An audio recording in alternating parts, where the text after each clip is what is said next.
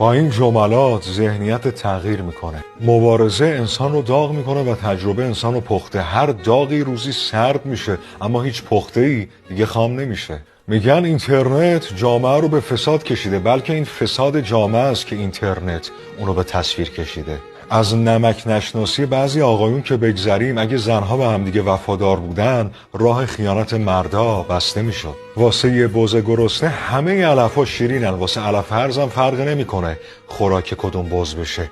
پس خودتو اذیت نکن. حتی اگه تو سرخترین و خوشمزه ترین سیب دنیا هم که باشی، باز انتخاب کسی که دنبال پرتقاله نیستی. اهمیتی نداره بعد از مرگ چه کسی به یاد ما گریه میکنه، مهم اینه که قبل از مرگ چه کسایی پناه گریه های ما بودن.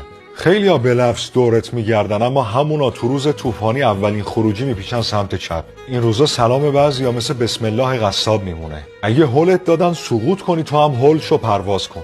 اگه از این پست خوشت اومد، بفرست به اولین نفری که به ذهنت رسید تا اونم این جمله ها رو بشنوه.